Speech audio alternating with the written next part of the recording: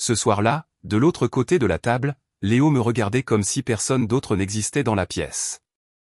Nous étions dans un petit restaurant italien près de l'hôpital, juste après sa dernière garde de la semaine. Ses yeux étaient fatigués, mais pas son expression. Il a tendu la main par-dessus la table, a pris la mienne et a dit, « Quand mon internat se terminera, Chloé, veux-tu m'épouser ?» Je suis resté sans voix une seconde, puis j'ai ri à travers mes larmes. « Oui, » ai-je dit, parvenant à peine à prononcer le mot. « Oui, bien sûr. » J'avais déjà imaginé ce moment, mais dans ma version, il se terminait toujours par un appel à ma mère. Au lieu de ça, cette fois, elle m'attendait à la maison avec une bouteille de cidre de pomme pétillant et un sourire nerveux qui la trahit avant même que je ne lui dise quoi que ce soit. « Laisse-moi deviner, » a-t-elle dit. « Il t'a demandé en mariage. » J'ai hoché la tête et elle a eu les larmes aux yeux. « Il est bon avec toi. »« Le meilleur, » ai-je répondu. « Il t'a même remercié de m'avoir élevé. Il a dit qu'il me rendrait heureuse. »« Tu le es déjà, » a dit doucement ma mère en me prenant dans ses bras. « Mais j'aime le fait qu'il veuille le mériter. Ma mère, Marguerite, m'a élevé seule. Mon père est décédé quand j'étais bébé. Elle ne s'est jamais remariée, ne s'est jamais plainte. Elle a juste travaillé. De longues heures, des matins de bonne heure, des nuits tranquilles. Elle se disait toujours travailleuse indépendante, mais je n'ai pas insisté. J'imaginais qu'elle faisait du conseil ou du travail administratif. Ce qui importait, c'est qu'elle ne m'a jamais laissé voir qu'elle peinait. Elle était simplement toujours là. Et maintenant que je fondais ma propre famille, j'espérais qu'elle se détendrait enfin un peu. Quelques semaines après la demande en mariage, Léo a suggéré d'organiser un dîner formel avec sa famille. Ils veulent te rencontrer, toi et ta mère, a-t-il ajouté. Ils sont très attachés à la famille. J'ai souri. Bien sûr. Je veux dire, ils savent que nous sommes fiancés, n'est-ce pas? Oui. Ils sont ravis. Un peu traditionnel, mais ils vont adorer. Je n'ai pas demandé ce que, un peu traditionnel, signifiait. Je n'en avais pas envie. La réservation était pour un jeudi soir dans un restaurant de grillades haut de gamme près du centre-ville. Léo avait choisi l'endroit. Salon privé, bel éclairage, grande table ronde. Je portais une robe vert pâle que ma mère m'avait aidé à choisir. Elle était sobre, mais je me sentais bien dedans. Les parents de Léo, Daniel et Caroline, avaient 10 minutes de retard. Son frère, Hugo, est entré nonchalamment derrière eux, vêtu d'un sweat à capuche et d'un pantalon d'uniforme scolaire avec un papier de chewing-gum dépassant de sa poche. « Désolé pour le retard », a dit Daniel en consultant sa Rolex en s'asseyant. « La circulation depuis la clinique. »« Enchanté de vous rencontrer », ai-je dit en me levant. « Voici ma mère, Marguerite. » Caroline a esquissé un sourire pincé. Hugo n'a pas levé les yeux. Nous avons commandé rapidement. Alors que les entrées arrivaient, Daniel s'est penché en avant, posant ses deux bras sur la table. « Alors, Chloé ?» a-t-il dit. « Léo nous dit que vous êtes enseignante ?»« Oui, monsieur. Littérature au lycée Victor Hugo. »« Ah » a-t-il dit, en étirant la voyelle comme si c'était quelque chose à inspecter. « École publique ?» Oui. Il a légèrement hoché la tête. Caroline a jeté un regard à son mari, puis à moi. « Qu'avez-vous étudié à l'université ?» a-t-elle demandé. « Les lettres modernes avec une spécialisation en enseignement. Pas de médecine, pas de sciences. »« Non, madame. » Hugo a reniflé dans son soda. Marguerite a parlé doucement. Chloé a toujours aimé lire. Même quand elle était petite fille. Daniel a souri à cela. Mais ce n'était pas un sourire chaleureux. « Et vous, Marguerite, que faites-vous » ? « Je suis travailleuse indépendante », a-t-elle dit avec une dignité calme. Caroline a haussé un sourcil. « Dans quel domaine ?»« L'éducation », a dit ma mère. J'ai vu le regard échangé entre Daniel et Caroline. Une lueur d'amusement. Puis Hugo s'est penché en arrière et a dit d'une voix forte, « Et alors ?» Genre, du soutien scolaire ou un truc comme ça. Vous deviez être super fauché. Léo s'est raidi à côté de moi. Pardon, ai-je demandé en clignant des yeux. Hugo a haussé les épaules. Je dis juste. Genre, mère célibataire, indépendante, enseignante, fille.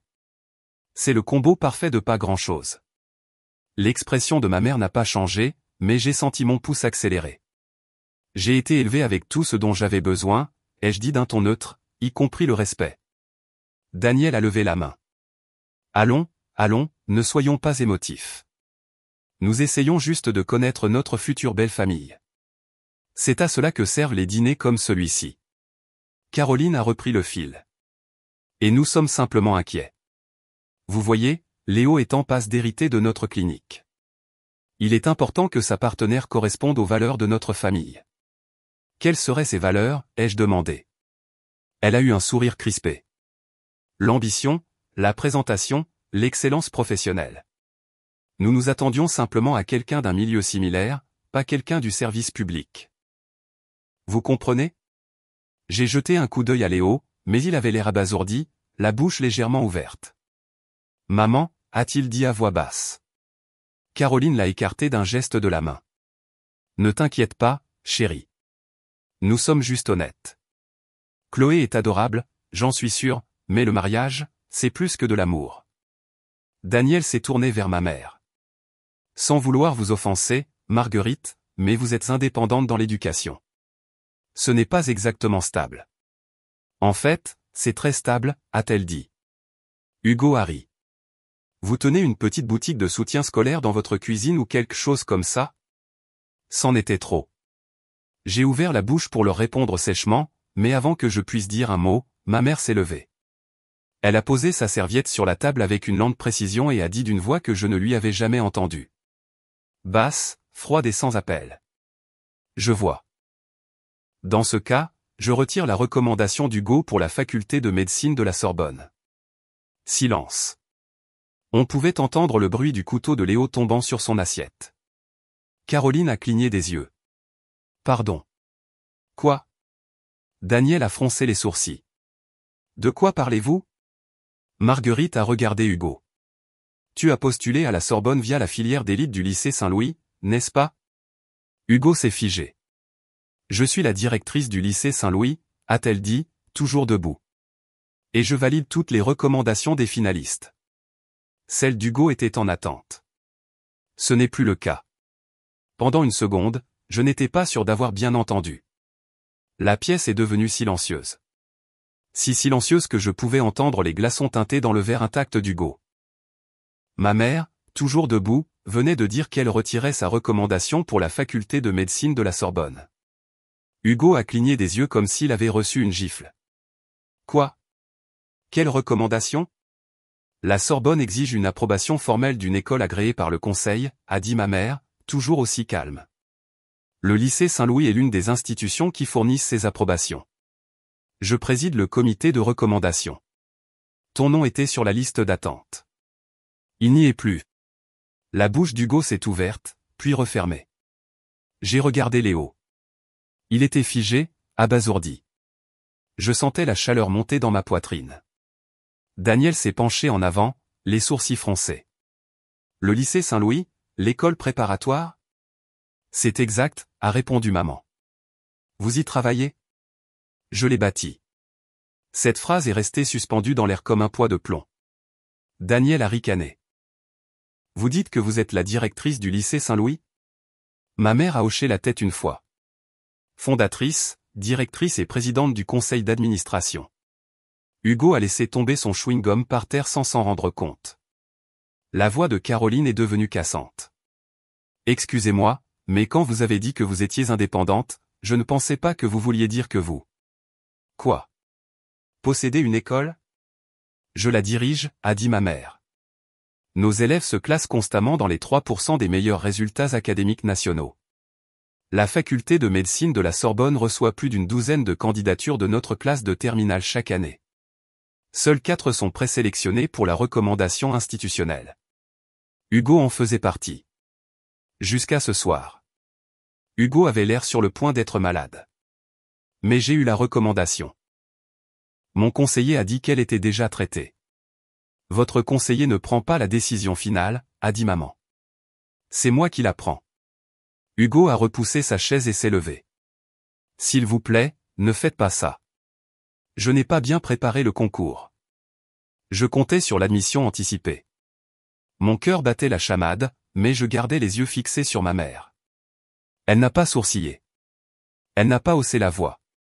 Elle l'a juste regardé comme si elle avait un classeur entier de son dossier scolaire dans sa tête. Et c'était peut-être le cas.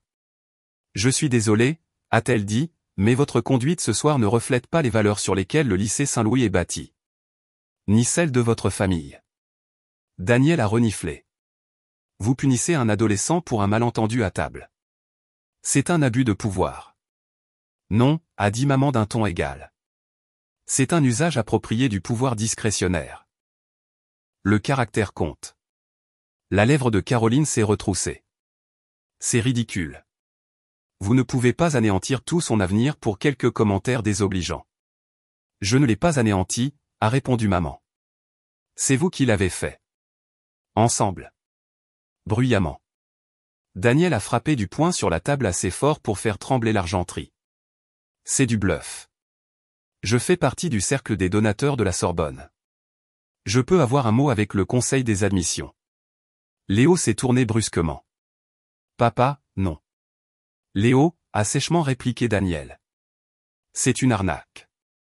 Ces gens-là jouent un jeu de vengeance mesquin parce qu'ils ont été blessés dans leur orgueil. J'ai senti les mots me transpercer. Ces gens-là. Hugo a commencé à paniquer. S'il vous plaît, mademoiselle Lebrun, madame la directrice, peu importe. S'il vous plaît, ne signalez pas ça à la Sorbonne. C'était juste un dîner stupide. On ne pensait rien de mal. Et puis ma mère l'a dit. J'hésitais déjà à signer, a-t-elle déclaré. Pas seulement à cause de tes notes, Hugo.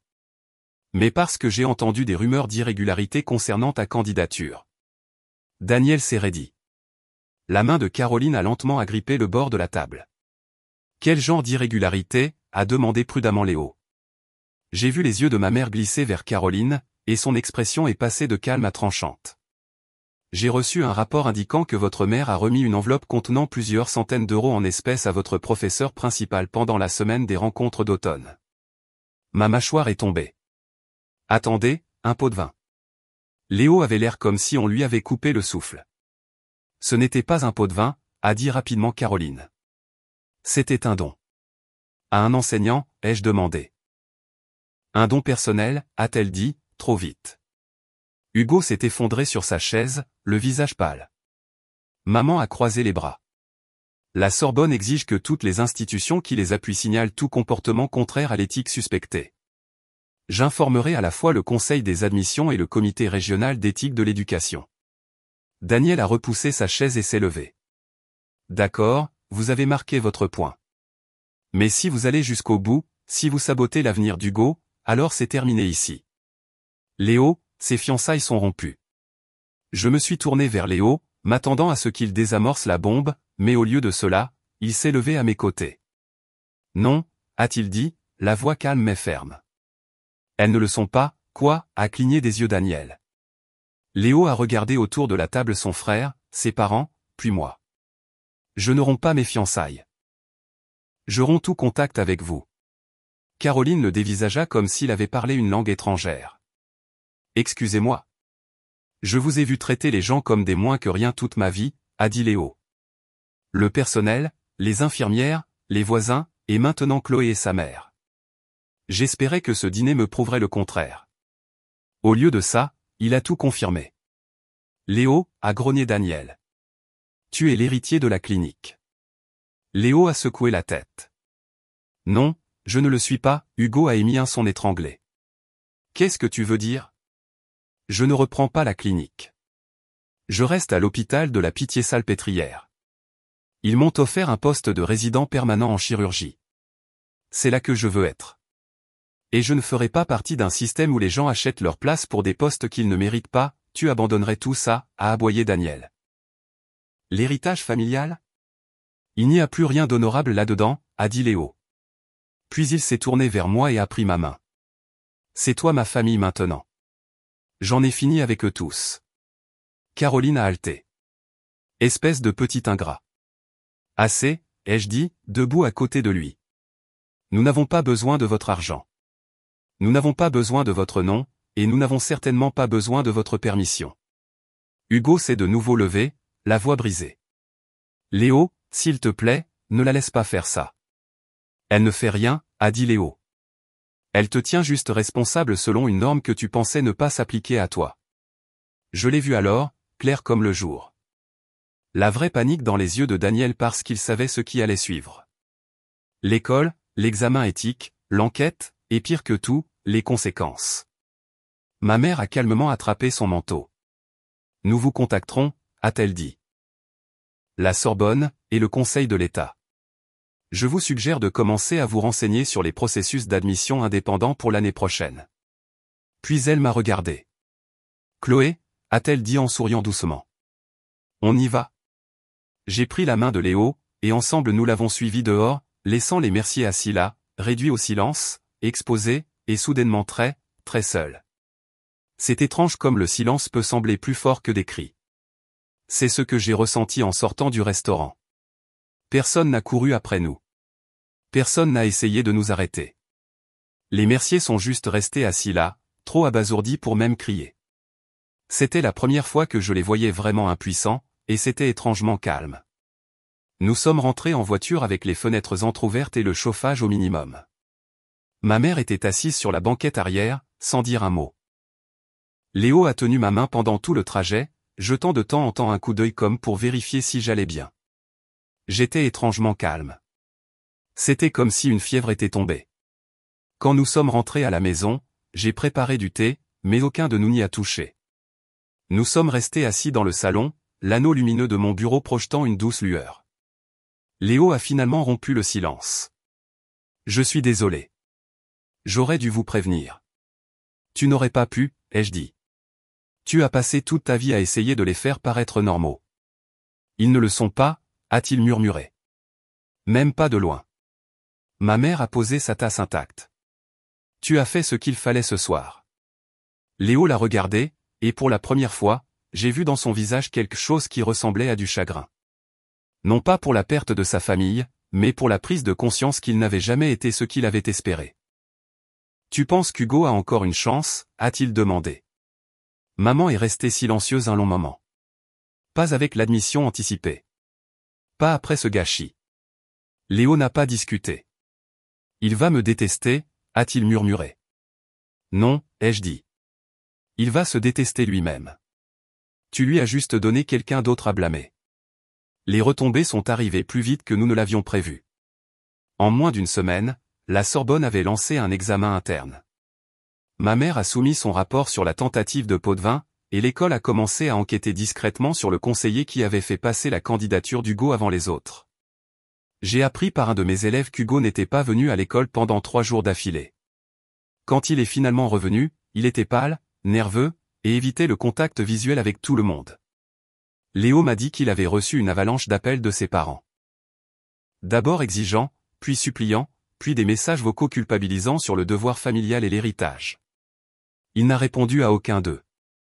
La recommandation a été officiellement retirée. La date limite d'admission anticipée de la Sorbonne est passée sans le nom d'Hugo sur la liste. Même s'il postulait par la voie normale, il avait des mois de retard dans sa préparation au concours. Et maintenant, il devrait expliquer le signal d'alarme dans son dossier. Je n'étais pas contente de ça, pas vraiment, mais je ne me sentais pas mal non plus. Les actions ont des conséquences, même pour les héritiers et les suites à capuche de luxe. Léo et moi nous sommes mariés 6 mois plus tard. Ce n'était pas le mariage que nous avions imaginé à l'origine. Pas de grande salle, pas d'orchestre cher, mais c'était magnifique. Une cérémonie dans le jardin du centre communautaire où j'animais des programmes périscolaires. Mes élèves m'ont surprise avec des grues en papier plié à partir de vieilles revues littéraires. Maman a pleuré pendant toute la cérémonie. Léo m'a tenu les mains et m'a fait promettre que nous dirions toujours ce que nous pensions, peu importe qui écoutait. Daniel et Caroline n'étaient pas invités. Ils n'ont même jamais envoyé de carte. Hugo n'a postulé à aucune autre école de médecine cette année-là. La rumeur de l'incident s'était répandue discrètement mais efficacement. Son nom était devenu radioactif auprès des conseils d'admission. Les Mercier ont essayé de s'appuyer sur leurs relations restantes, mais personne ne voulait de ce scandale. Finalement, Hugo a obtenu son diplôme de fin d'études secondaires sans aucune acceptation universitaire en poche. Il a pris une année sabbatique pour se préparer, mais la vérité était que sa confiance s'était fissurée. Peut-être que pour la première fois, il a réalisé à quel point sa vie était bâtie sur une illusion. La clinique a commencé à s'effondrer aussi. Les infirmières sont parties. Les secrétaires ont suivi. Les patients se plaignaient des temps d'attente. Personnel d'accueil impoli. Résultat de tests manqués. La goutte d'eau a été lorsque les rumeurs de l'incident de la Sorbonne ont atteint un conseil d'examen médical local. Daniel a été contraint de démissionner de son poste de directeur. Caroline a blâmé tout le monde, la Sorbonne, l'école, ma mère, Léo, même Hugo, mais jamais elle-même. C'était bien comme ça. Nous n'écoutions pas. Un soir, environ un an après que tout soit arrivé, ma mère et moi étions assises dans son bureau à domicile. Elle m'a versé un verre de vin rouge et a ouvert un tiroir. Ceci, a-t-elle dit en posant un dossier devant moi, c'est tout ce dont tu auras besoin si jamais tu veux diriger le lycée Saint-Louis. J'ai cligné des yeux. Maman. Je ne démissionne pas encore, a-t-elle souri. Mais un jour. Et quand ce moment viendra, je veux que la personne en charge sache ce que signifie protéger les élèves. J'ai parcouru le dossier, budget, protocole du conseil, filière de candidature. C'était écrasant, mais cela semblait aussi juste. Je ne sais pas si je veux être en charge, ai-je admis. Tu n'as pas à décider maintenant, a-t-elle dit. Mais sache simplement que tu as mérité ta place. Pas à cause de celui que tu as épousé, pas par vengeance, mais à cause de qui tu es. Cette nuit-là, je suis resté éveillé à relire le dossier, non pas parce que je devais le faire, mais parce que je voulais comprendre le système qui avait essayé de me broyer, et comment nous avions réussi à y survivre. Quelques mois plus tard, j'ai croisé Hugo. C'était dans une librairie, de tous les endroits possibles. Il avait l'air plus mince, plus vieux en quelque sorte pas physiquement, mais en esprit. Il m'a vu, a hésité, puis a dit, Chloé. Hugo. Il a fourré ses mains dans la poche de son sweat à capuche. J'étudie. J'essaie à nouveau l'année prochaine. J'ai hoché la tête. Il a fixé le sol. Je ne savais pas que ma mère avait soudoyé quelqu'un. Je veux dire, je m'en doutais un peu, mais je n'ai pas posé de questions. Ça n'a pas d'importance, ai-je dit. Tu as joué le jeu. C'est quand même un choix. Il a grincé des dents. Je suppose. Bref, je voulais juste dire que je ne t'en veux pas. Je n'ai pas répondu. Il n'y avait rien à dire. Mais alors qu'il se tournait pour partir, j'ai ressenti quelque chose. Pas de la pitié, pas de la colère. De la clarté. Léo est rentré de sa garde hier soir avec un bouquet de marguerites et un sac en plastique de nouilles à emporter. Je lui ai demandé quelle était l'occasion. Il a souri. Le premier anniversaire de notre sortie de ce restaurant. J'ai ri. On devrait encadrer le reçu. Déjà fait, a-t-il dit en le sortant de derrière son dos. Et c'est ce que nous sommes maintenant. Deux personnes qui ont tourné le dos à ce que tout le monde disait nécessaire et qui ont bâti quelque chose de réel sur les cendres. L'héritage n'a pas d'importance. Le nom de famille n'a pas d'importance. Ce qui compte, c'est de choisir les gens qui vous choisissent en retour. Et ne jamais, au grand jamais, sous-estimer la femme au blazer d'occasion qui signe les lettres de recommandation de l'école.